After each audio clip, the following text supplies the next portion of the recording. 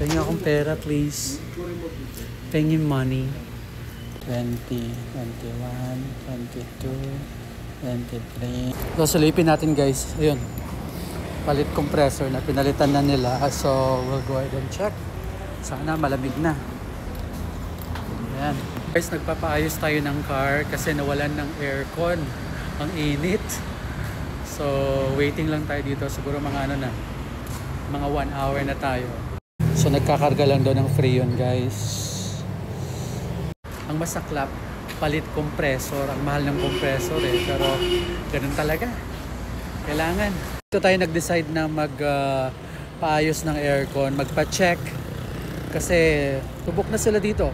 Dahil 30 years na silang gumagawa. So, for sure naman, experience-wise, diba? So, alam talaga nila kung ano yung problema sa aircon. Iti-test na daw. Let's go. Start the AC system. Lalamig na ba? Ayun o. Lamig na.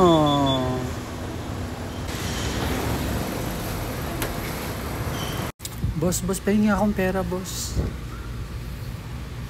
Pahingi akong pera, boss. So, sabi na pag bumababa daw to, gumagana yung compressor. Okay. Para saan naman yan? Picture mo na. Para saan yan?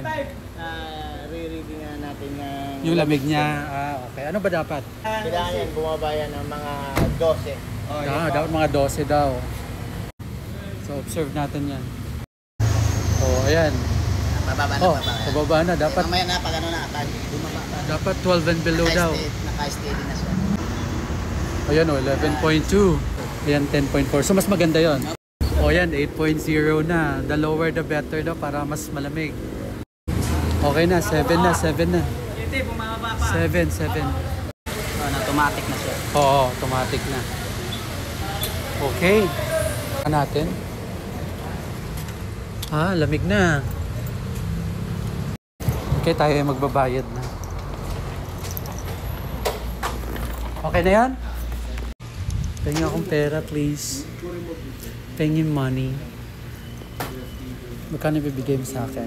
1, 2, 3, 4, 5, 6, 7, 8, 9, 10, 11, 12, 13, 14, 15, 16, 17, 18, 19, 20, 21, 22, 23, 24, 25, 26, 27. Oh, yummy mo naman. Thank you.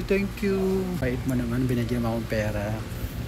Ayan, ang lamig na ulit. Pero ayun, sa mga nagbabalak magkaroon ng sasakyan, hindi basta-basta. Magastos din.